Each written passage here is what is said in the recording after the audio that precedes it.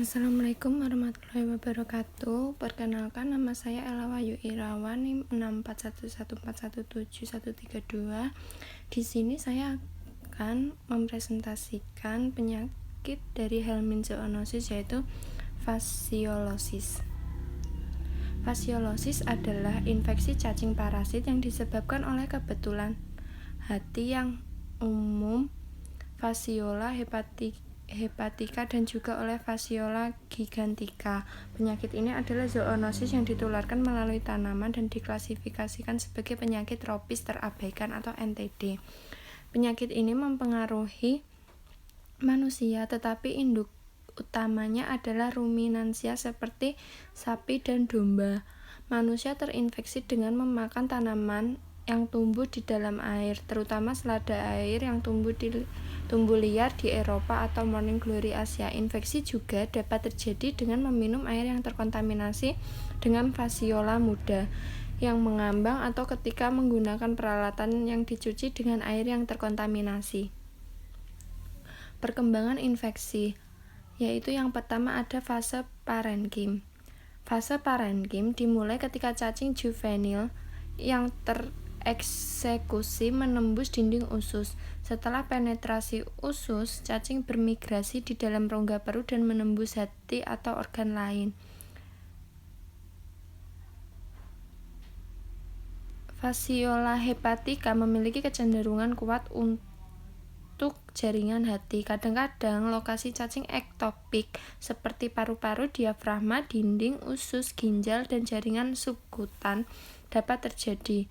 Selama migrasi cacing, jaringan dihancurkan secara mekanis dan peradangan muncul di sekitar jejak migrasi cacing.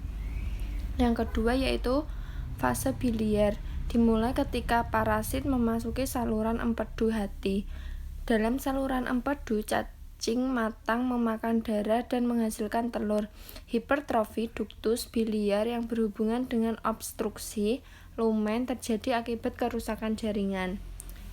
Ini adalah etiologi dari perkembangan penyakit fasciolosis.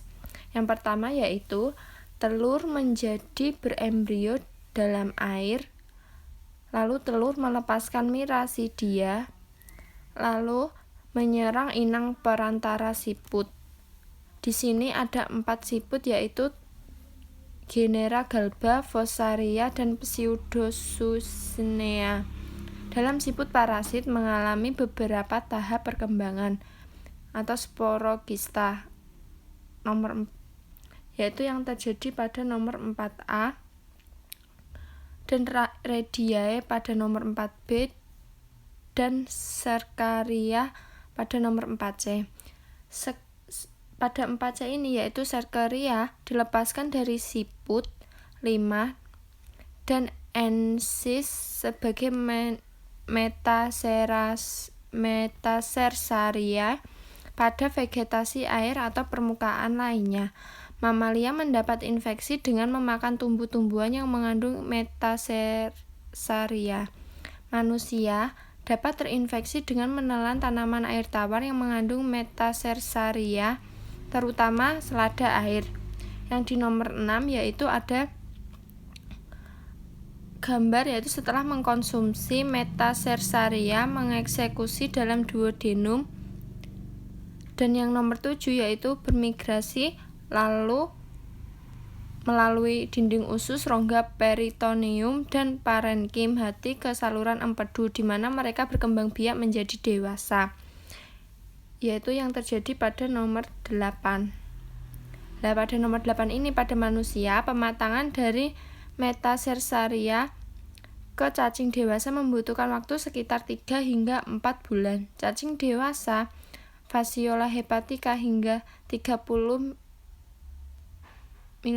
mikrometer kali 30 mikrometer. F gigantica hingga 75 mikrometer. Berada di saluran empedu besar inang mamalia. Fasciola hepatica menginfeksi berbagai spesies hewan, kebanyakan yaitu herbivora. Selanjutnya yaitu gejala-gejalanya.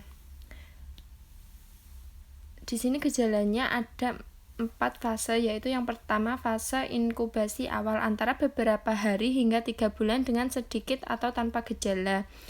Yang kedua yaitu fase invasif atau akut yang dapat bermanifestasi dengan demam, malaise, sakit perut, gejala gastrointestinal, urtikaria, anemia, ikterus, dan gejala pernapasan.